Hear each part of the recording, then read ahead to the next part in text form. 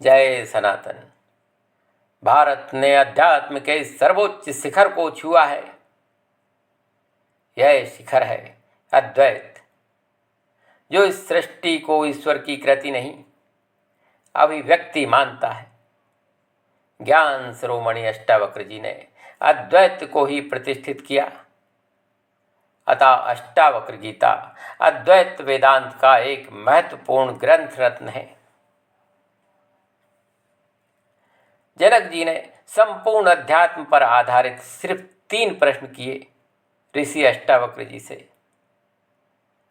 ज्ञान कैसे प्राप्त होता है, मुक्ति कैसे होती है तथा वैराग्य कैसे प्राप्त होता है। अष्टावक्र जी ने अपने तर्कों और उदाहरणों से राजा जनक के प्रश्नों का शमन करा। ऐसे में अध्यात्म जगत की बड़ी ही अद्भुत घोषणाएं होने लगीं। अष्टावक्र जी के प्रथम चरण के उपदेश को सुनकर ही राजा जनक को आत्मबोध हो गया, क्योंकि अष्टावक्र जो परम ज्ञानी थे और जानते थे कि ज्ञान प्रदान करना उतना कठिन नहीं जितना ग्राही द्वारा उसे आत्मसात कर लेना है। राजा जनक को बोध हो गया कि मैं आत्मरूप हूँ, अतः मैं निर्दोष हूँ, आत्मा की भांति शांत हूँ, स्वयं बोध हूँ, साक्षी हूँ, प्रकृति से परे हूँ। राजा जनक कहते हैं, मैं संपूर्ण उपाधियों से रहित एवं शांत स्वरूप होकर, अर्थात संपूर्ण विकारों से रहित होकर तथा माया रूपी अंधकार से परे होकर एवं ज्ञान स्वरूप होकर इतने समय तक देह और आत्मा के अविवेक से दुखी होता रहा। हे गुरुवर, आपकी कृपा से अब मैं आत्मानंद अनुभव प्राप्त कर रहा हूँ। जिस प्रकार मेरे स्वयं के प्रकाश से मेरी देह प्रकाशवान हो गई, ठीक उसी प्रकार मुझे समस्त चराचर भी इसी प्रकाश से आलोकित हुआ दिखाई देता है। अतः सत्य है कि यदि ये शरीर मेरा है तो समस्त जगत मेरा है, नहीं तो कुछ भी अपना नहीं। आत्मा तो इन दोनों से अलग है। आश्चर्य है, जब देह का मोह छूट गया और जगत में भी आसक्ति न रही, तो अब थोड़े से ही कौशल या प्रयास से परमात्मा का दर्शन कर रहा हूँ। जल से उत्पन्न सभी पदार्थ पुनः जल में ही विलीन हो जाते हैं। उसी प्रकार यह विश्व भी आत्मा से उत्पन्न होकर उसी में विलीन हो जाता है। अर्थात विश्व आत्मा से भिन्न नहीं, त्रिगुणात्मक जगत आत्मा का ही अंग है, आत्मा से भिन्न कुछ भी नहीं। जिस प्रकार वस्त्र अपने उपादान कारण सूत्र से भिन्न प्रतीत होता है, किंतु होता सूत्र मात्र ही है, क्योंकि बिना उसके वस्त्र बनता नहीं, उसी प्रकार आत्मा रूपी तंतु से ही यह विश्व बना है। फिर वह आत्मा से भिन्न कैसे हो सकता है। अतः तंतुओं से वस्त्र और वस्त्र से तंतु आबद्ध हैं। उसी प्रकार आत्मा और विश्व का संबंध है। जिस प्रकार गन्ने का रस निकाल कर पीने पर उसमें शक्कर की मिठास आती है, शर्करा का अनुभव होता है, शर्करा बन जाने के पश्चात रस दिखाई नहीं देता, पर शर्करा का मूल तो गन्ने का रस ही है, वह उसमें व्याप्त है। उसी प्रकार विश्व में मैं व्याप्त हूँ और विश्व मुझ में समाहित है। इस प्रकार आत्मा में और आत्मा सब मुझ में व्याप्त हैं। आत्मा के स्वरूप का ज्ञान न होने से ही जगत की भिन्न प्रतीति होती है। यह प्रतीति उसी प्रकार मिथ्या है जैसे अंधकार में पड़ी रस्सी सांप की प्रतीति दिखाई देती है। ज्ञान रूपी दीपक का प्रकाश होते ही पता लग जाता है कि वह प्रतीति मिथ्या थी। आत्मा के समस्त गुण मेरे ही हैं। यह आत्मा स्वयं प्रकाश है। वस्तुओं में दिखाई देने वाला प्रकाश भी उसी का है। वह कण कण को प्रकाशित कर रहा है। आत्मा के प्रकाशित होने से अर्थात आत्मा के स्वरूप ज्ञान से सब भ्रम मिट जाते हैं। जगत की प्रतीति करने वाला मिथ्या दिखाई देता है। अज्ञानवश वास्तविक जैसा दिखाई देने वाला यह संसार उसी प्रकार प्रतीत होता है जैसे सीपी में रजत, रस्सी में सर्प का भ्रम, जल में सूर्य की किरणें। राजा जनक को सत्य का अनुभव होने लगा कि मुझसे ही उत्पन्न यह मायाच्छादित माया रहित विश्व मुझ में ही उसी प्रकार समाहित हो रहा है, मुझ में ही विलीन होता जा रहा है जिस प्रकार मिट्टी का घड़ा मिट्टी में, लहरें जल में और स्वर्ण आभूषण सोने में विलीन हो जाते हैं।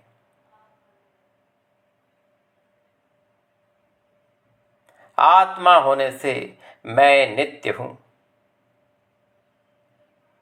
अविनाशी हूं। इसलिए मैं अपने सत्य स्वरूप को नमस्कार करता हूं,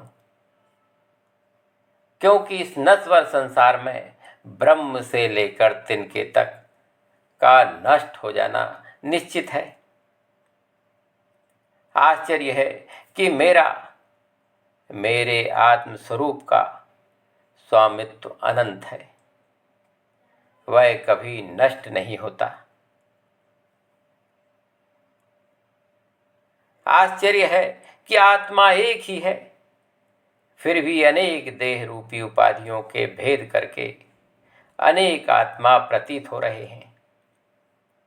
मैं देहधारी होकर भी गति शून्य हूं, ना मैं कहीं जाता हूं और ना कहीं से आता हूं। फिर भी समस्त जगत के जीव जड़ मैं व्याप्त हूं, मैं स्थित हूं। ऐसे संसार व्यापी गति शून्य सत्य शुद्ध स्वरूप को नमस्कार है।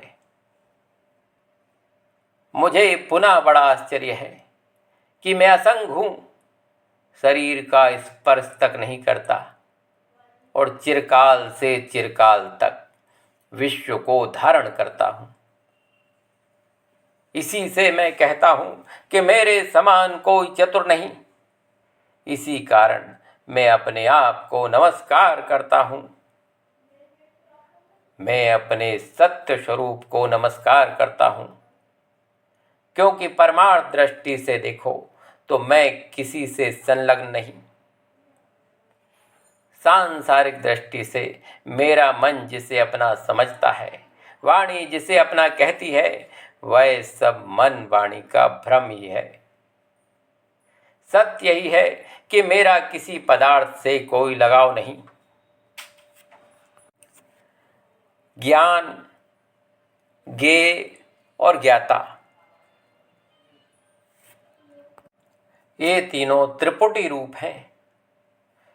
ज्ञान अर्थात जानकारी, ज्ञेय अर्थात जानने योग और ज्ञाता अर्थात जानकार, ये तीनों ही अवास्तविक हैं, अर्थात इनका स्थायी अस्तित्व नहीं। अज्ञानी इन तीनों को ही सत्य मानता है, जबकि मैं इन सब से परे होते हुए भी निर्विकार हूं।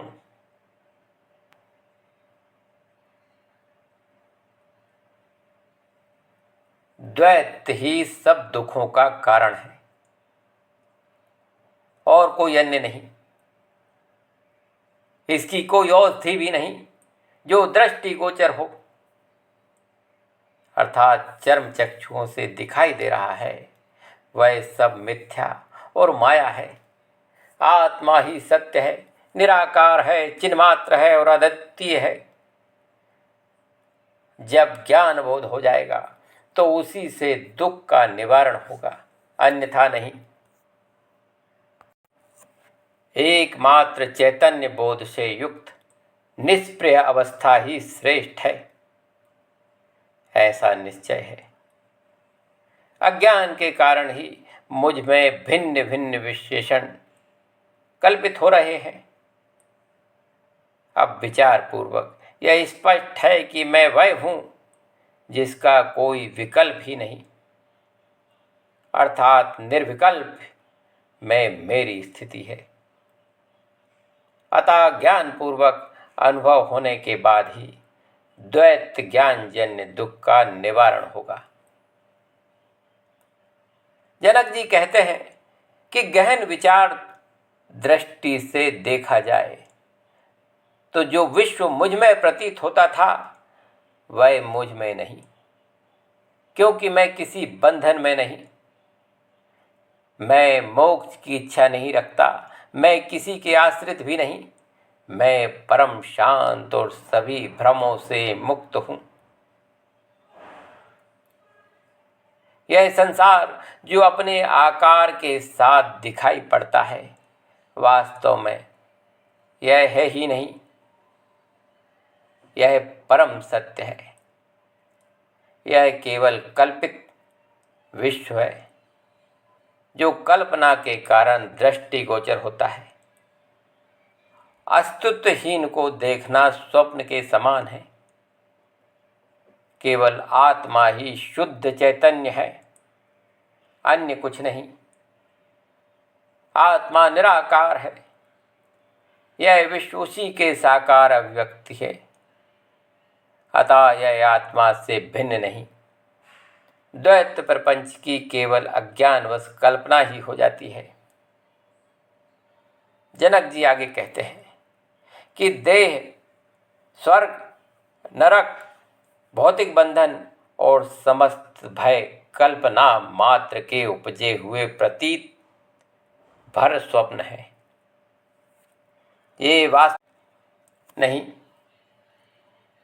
ब्रह्म के सत्य स्वरूप को जानने वाले ब्रह्म ज्ञानी के लिए इन दृश्यमान या कल्पनात्मक नाना रूपी पदार्थों या स्थितियों का कोई भी अस्तित्व नहीं। विश्व में भिन्न भिन्न जड़ जीवों के अनगिनत झुंड हैं, परंतु मुझे इनमें भी दूसरा कोई दिखाई नहीं देता। मैं सब में हूँ। मेरे लिए यह जीव समस्त जंगल की भांति हो गया है। अतः अब मैं किसी प्रकार की प्रतीति बंधन को कैसे स्वीकार करूं, क्योंकि अज्ञानी ही मिथ्या पदार्थों से प्रीति करते हैं। यही ज्ञानी और अज्ञानी का भेद है। मैं देह नहीं हूं, क्योंकि देह जड़ है, मैं चेतन हूं। ना यह शरीर मेरा है, मैं तो जीव भी नहीं, जड़ भी नहीं। इसमें कोई संदेह नहीं कि मैं तो चैतन्य आत्मा हूं, केवल चैतन्य स्वरूप हूं। जीवित रहने की कामना, इच्छा ही मेरा बंधन है। जीने की इच्छा करके ही अविवेकी पुरुष अनर्थों को करते हैं, विवेकी पुरुष नहीं। जीने मरने की इच्छा आदि अंतकाल के धर्म हैं। इसलिए जीने की इच्छा को राजा जनक बंधन कहते हैं। राजा जनक कहते हैं कि यह सृष्टि इस आत्मरूपी समुद्र में उठी हुई विचित्र तरंग है। अतः आश्चर्य है, मुझ में लोक को कल्लोलित करने वाला महासमुद्र भी समाया हुआ है, जिसमें चित्त की वायु से अनंत और नाना प्रकार की तरंगें उत्पन्न होती हैं। जिस प्रकार तरंगें समुद्र से भिन्न नहीं, ऐसे ब्रह्मांड मुझसे भिन्न नहीं। जनक जी अष्टावक्र जी के समक्ष अपनी आत्मानुभूति की अभिव्यक्ति करते हुए कहते हैं कि मैं सर्वव्यापी समुद्र हूँ, मेरी चित्त वायु से ही सब क्रियाएं संभव हैं। मेरी चित्त वायु शांत हो जाए तो जीव रूपी व्यापारी का दुर्भाग्य आरंभ हो जाता है, अर्थात उसके सब कर्म क्षीण होकर शरीर रूपी नौका भी ध्वस्त हो जाती है।